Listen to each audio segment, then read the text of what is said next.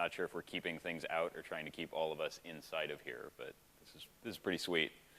So my name is Matt Winkler. I'm a program manager at Microsoft. That means I work on the engineering team working to bring HDInsight to market, and that's what we're going to talk about today. It's a little bit of what we've been up to. So we're going to first start and talk a little bit about Windows Azure. Quick show of hands, since we've got just a few folks in the room. Anybody using Azure today? A couple of folks? Cool. So Windows Azure is Microsoft's public cloud offering. And part of the thing that we're doing with Azure is we want it to be a flexible, open, and solid platform. And so we've been doing a lot of work in terms of really making sure that any workload that you want to bring to the cloud that you can bring to Azure.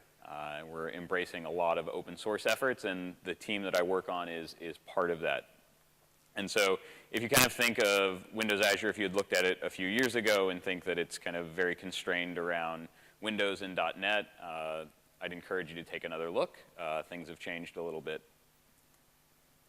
And one of the interesting things that we're doing across Azure is really building out this set of services across Azure. And so as you build an application, you can just take these different pieces and parts, these building blocks, and incorporate them pretty easily into your application.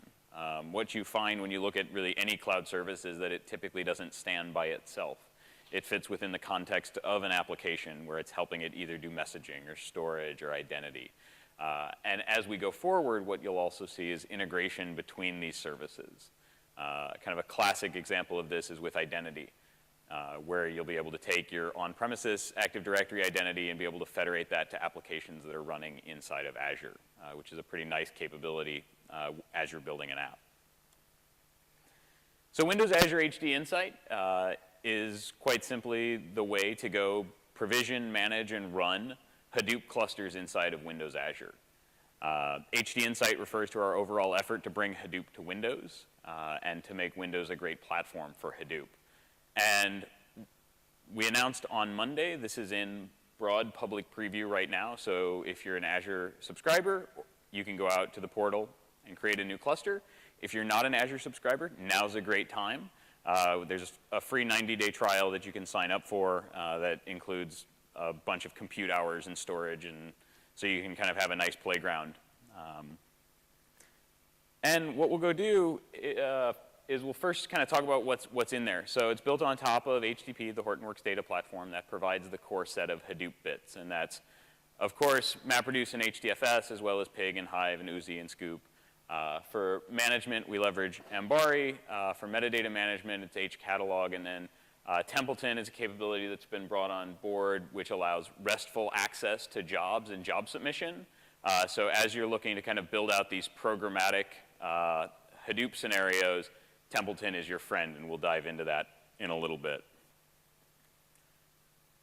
Okay, I got through all the first set of slides. We'll get into demos. This is the part that I prefer to show here. So what I'm going to start out in is the Windows Azure Management Portal.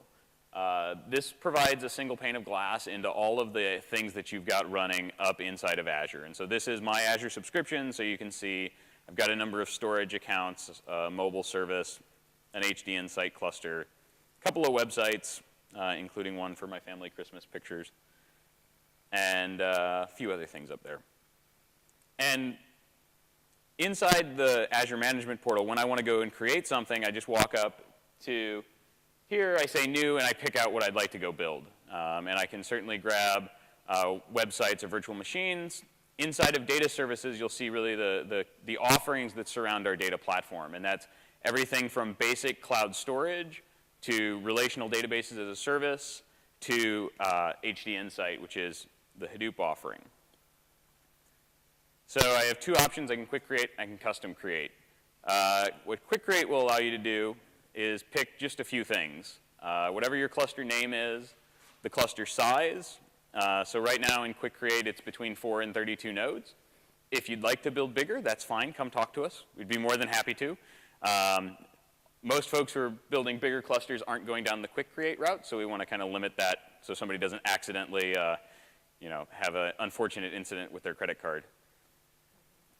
And then the username and password, I go ahead and hit go here. And what's going to happen, this will go kick off the provisioning.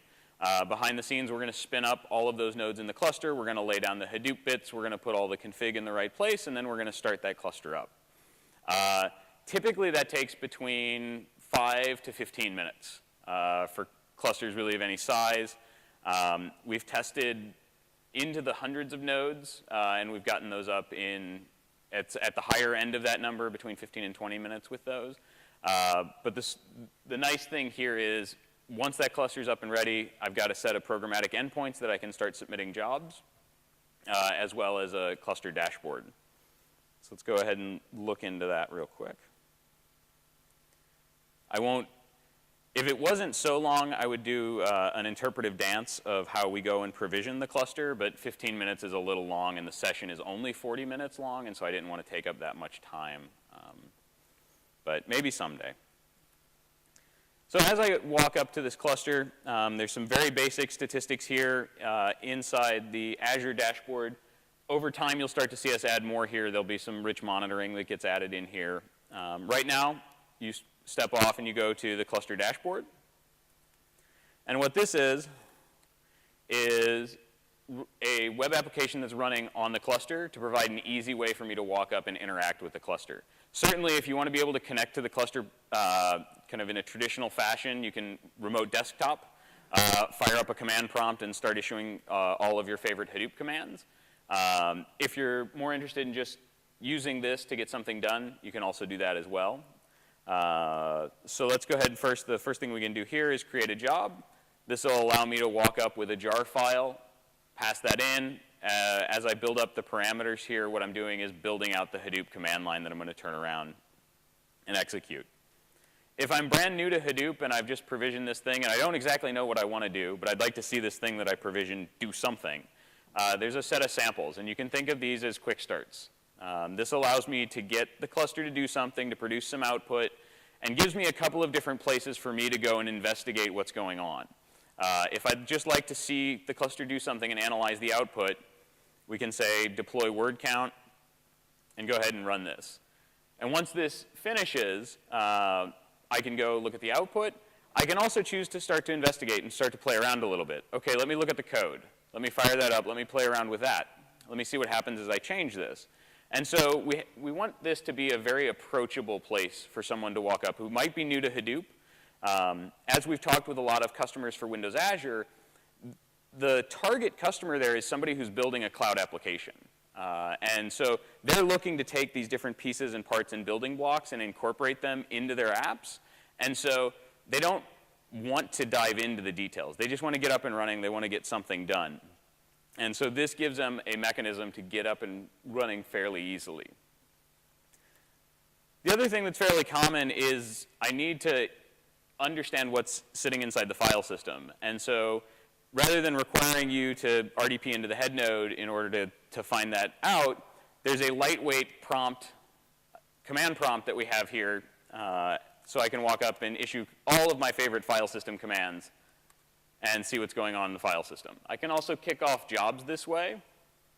And so this gives me a pretty nice way to walk up and see, okay, for that job that I was just executing,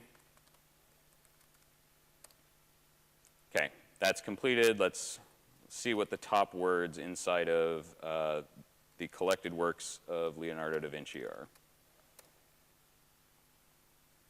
And so this will write out, and there's a whole bunch of ones that start out.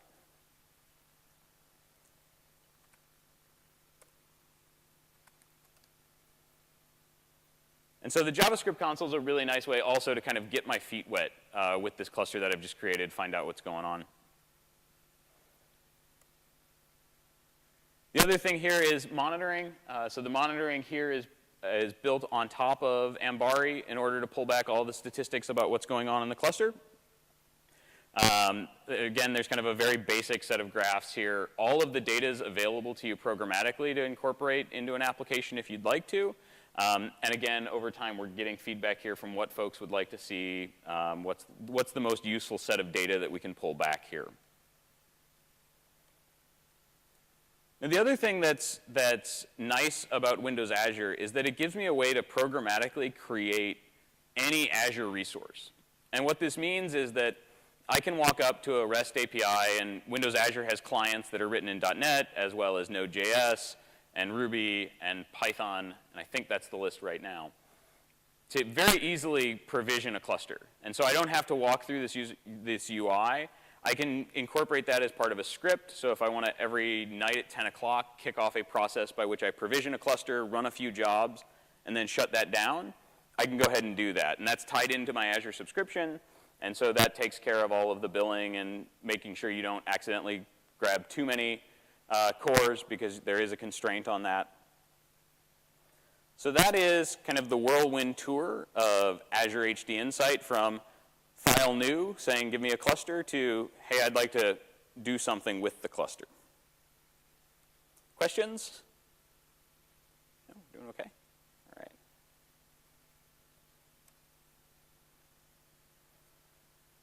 So this just walks through the actual steps of getting this provisioned. You'll get status updates as you go through. I want to talk about two interesting aspects of what we're doing. One is the way that we're leveraging Azure storage. So when we spin up the cluster, we certainly also spin up HDFS inside of all the nodes, but the default file system that we attach is actually one that's built on top of Azure Blob Storage. And what this gives you are a couple of interesting things. One is economic flexibility. And what we've seen is there's a set of customers who have this workload that is not, I want to have my cluster running 24 hours a day. And so what you need to do with that is, if I don't want to run it 24 hours a day, I need some place to put the data. And so building on top of Azure Storage gives us a place to put the data. The overall cost per gigabyte per month is fairly reasonable there. And it's obviously, we can draw the curve, and it doesn't go that way in terms of how the prices evolved over time. The other thing that's very nice about Azure Storage is that it gives me geo-redundancy. So Azure Storage is the storage subsystem that sits underneath the entire Azure cloud. And one of the capabilities there that the teams brought online in the last year is geo-redundancy, which is every time I write a piece of data into my Azure Storage account, that's going to, by default, get replicated to a different data center, at least 400 miles away, so that in the event of something catastrophic happening, all of your data is preserved in the secondary location. I believe later this year they will bring online the capability to have read-only access to your secondary data. So what this also means is I could actually have compute occurring in different data centers against a read-only copy if I wanted to. The other thing that's nice about this is that this gives me the ability to access this data anytime from any number of clients that can talk to Azure Storage. And so there are a couple of these. The first is there's an entire set of management tools which allow me to walk up and see all of my files in here. These are very IT pro-centric tools in order to be able to explore the data that's here. But one of the interesting ones is Data Explorer. And so Data Explorer is a plugin to Microsoft Excel that gives me the ability to easily shape data, kind of control data, clean it up, and pull it into Excel. And what this does, as you can see here, I can kind of pull from a number of places. And so certainly I could pull in from CSV files, or I could pull in from a SQL database. But we've built in first-class support for pulling from Azure Blob Storage. And so if I say I'd like to pull from Azure HDInsight, this is going to go out and ask me for what is my storage account. This will connect to this, and then we'll navigate over all of the files that are here. And so then I can pull this into my workflow of, this isn't a particularly interesting file. Let's back up.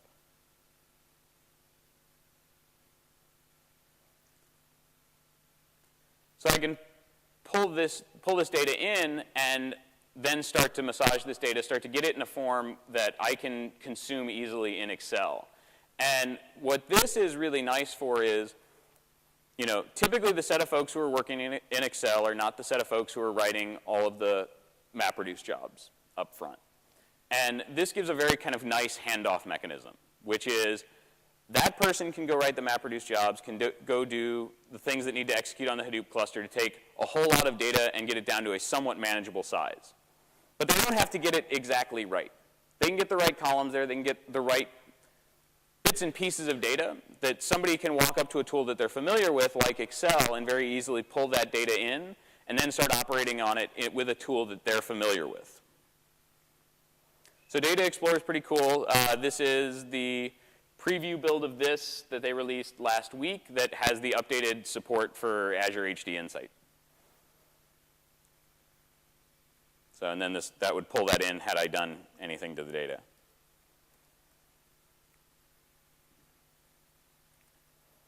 So the other thing that I want to talk about is around security in the cloud. So this is obviously, when you talk to customers about the cloud, this is something that's kind of first and foremost on their mind.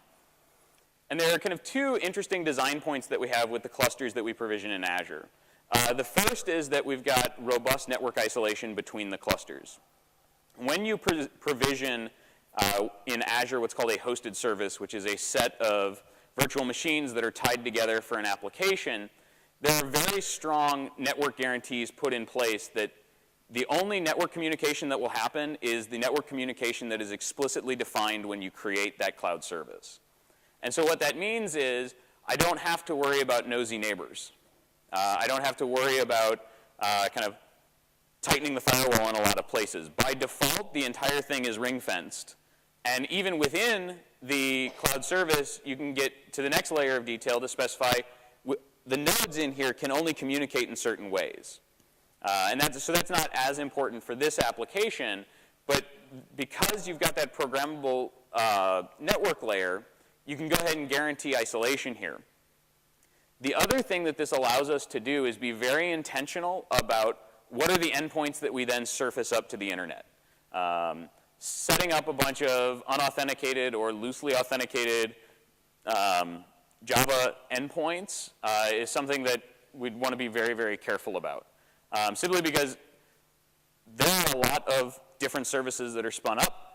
Inside the Hadoop cluster, we want to make sure we're only surfacing the right things to the outside world. And the way that we're doing that is that we have a single entry point into the cluster. We have a gateway that sits at the front of the cluster that is basically a REST proxy that will forward to any number of interesting endpoints behind it, but that's the only thing that is surfaced to the internet. That is the single point of authentication into the system. And so that is where, over time, we will support other authentication mechanisms. Right now, it's basic authentication.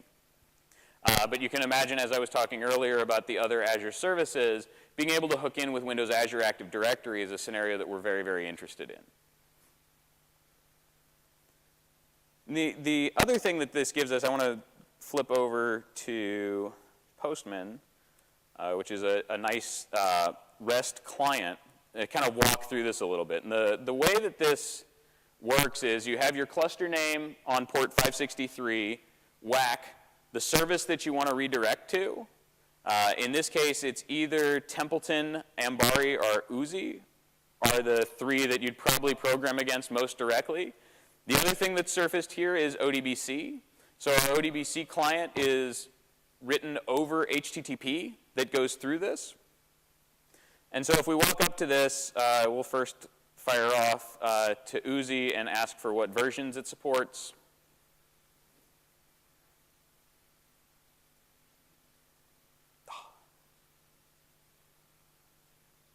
Let's see. Try that again.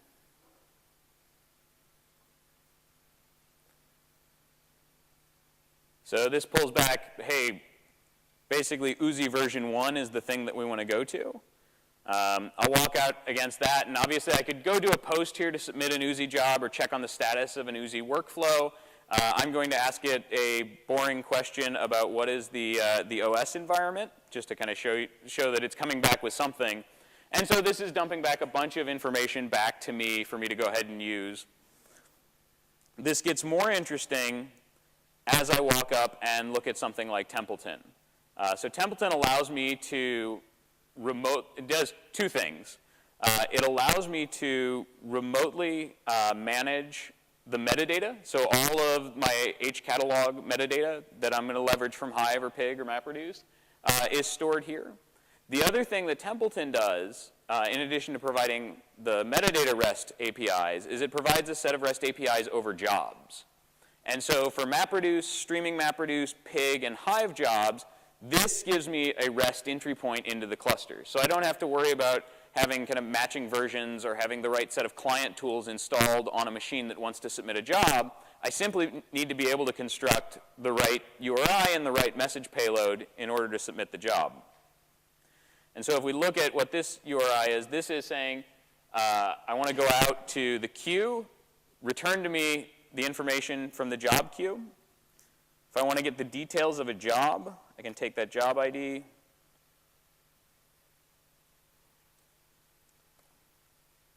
put that into the URL that I send, and now this will return back to me the information about the job.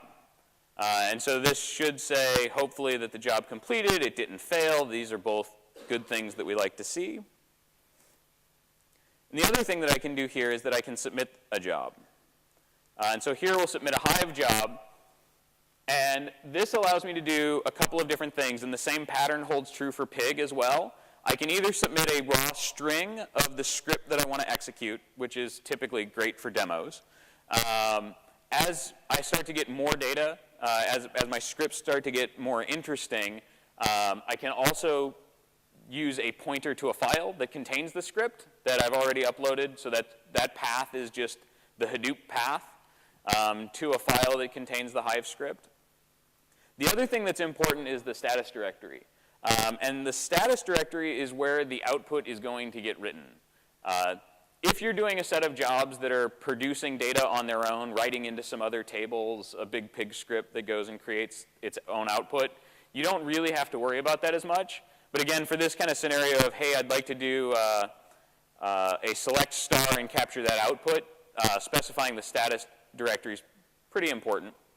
And I've done this a few times today, so I'm going to put a 4 on here just in case. And what this will come back with, as long as the demo gods are still smiling on me today, is that job ID. And now what I can do is I can walk back to the queue and I can say, hey, how are we doing on this job? Am I done yet? Am I done yet? Oh, I'm done. Let me go do something. And the data that's going to be returned in that job status will contain things like, oh, what was the output directory? And what that will allow you to do is put the pieces and parts together to say, okay, the job is done. Let me go retrieve that data set. Because I've run this one before, we can go see this data. And so literally, because that's a select star, and I want to capture that output, it is written to a file that is standard out. The error messages are going to be written to standard error, and that's the protocol for me to go and retrieve those individual pieces and parts. So this leads us to how we think about programming against HDInsight. And we kind of divide the world into 4 buckets here. The first is the existing ecosystem. This is kind of table stakes, right? These are that all of the things that I already know and love in Hadoop continue to work. And so these are the projects that are contained within it, like Hive and Pig. Also things in the community like Mahout or Cascading or Scalding or Scooby or Pegasus. We're working to make sure that these work great on Windows. They're not included in HDInsight when I spin it up, but most of the time these things are just jar files that I just need to tag along and push up to the cluster to go run.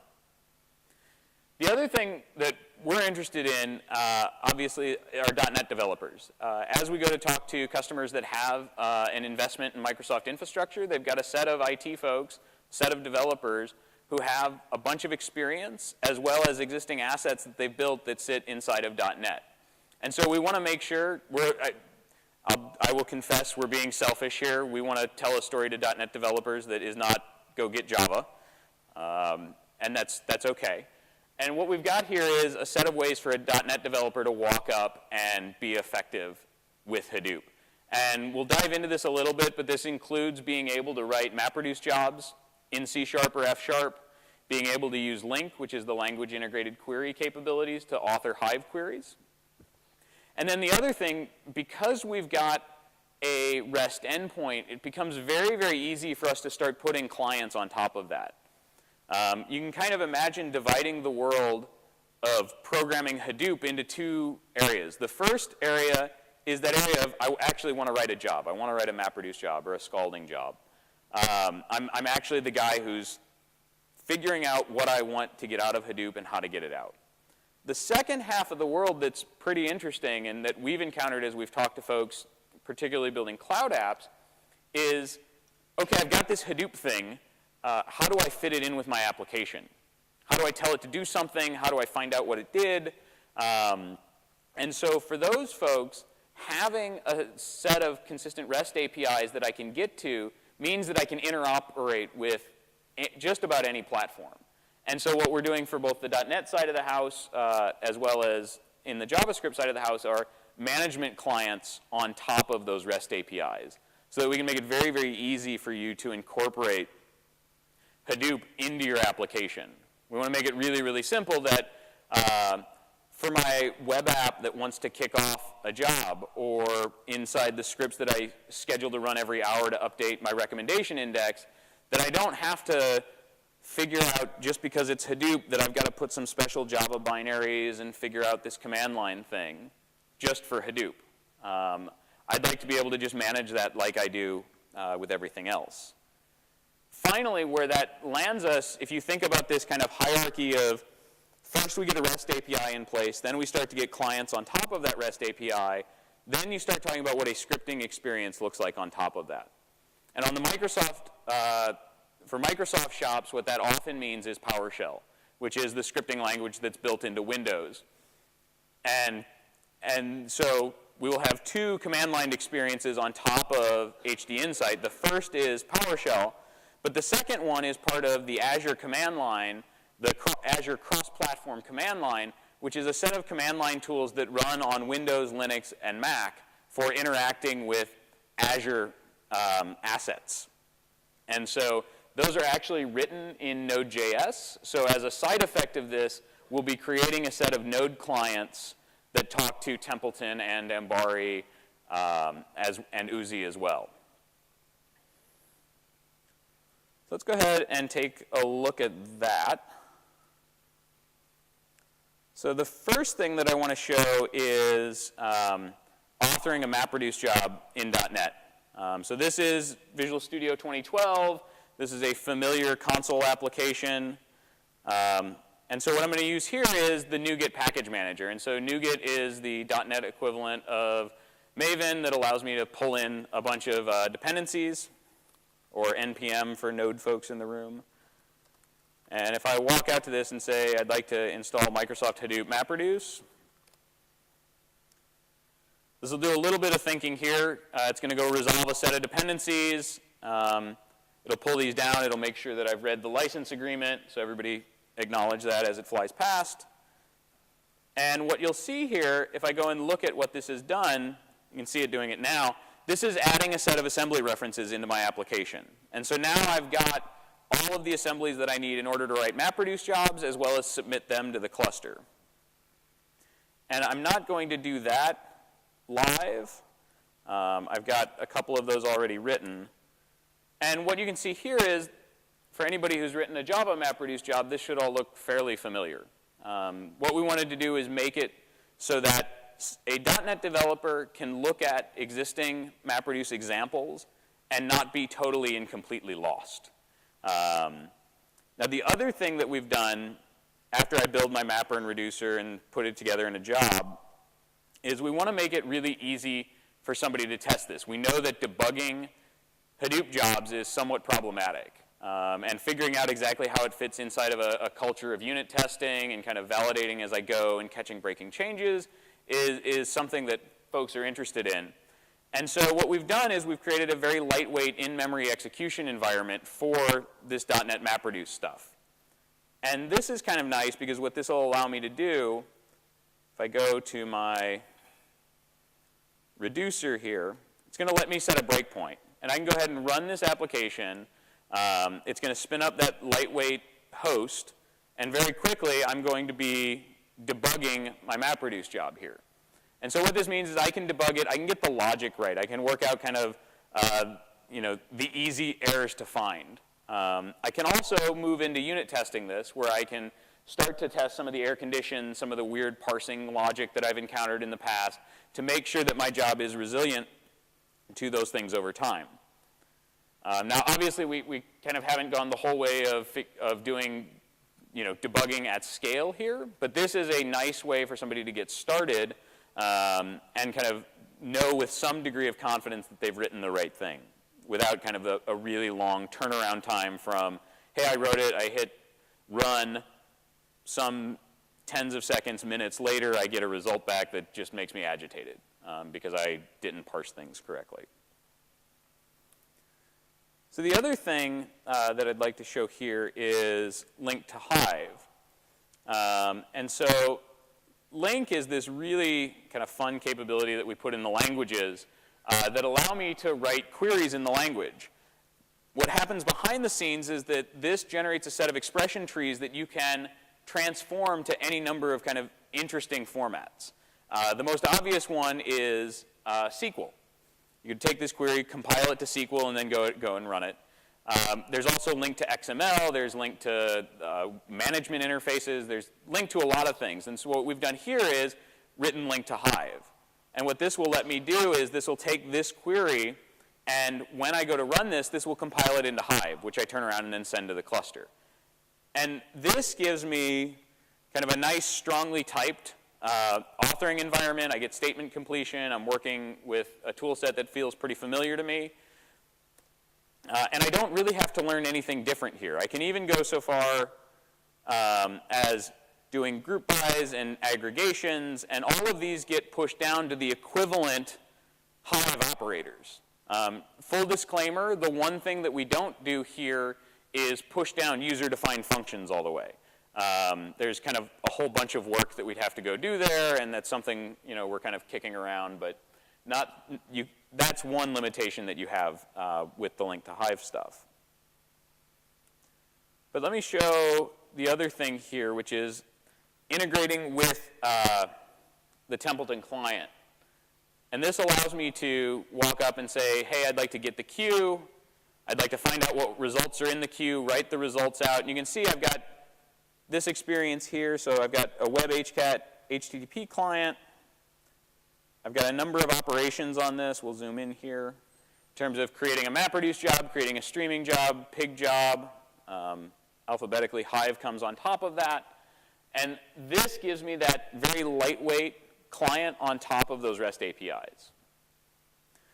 There's also something in here that's that we found kind of useful as we were building this, which is wait for job to complete. What this allows me to do is take a job identifier and say, hey, notify me when this is done. And when you're done, execute this chunk of code.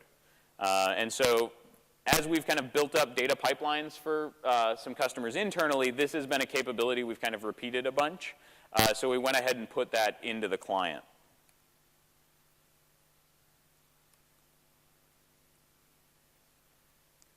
Okay. And so one thing on this, all of these are available for the .NET side of the world.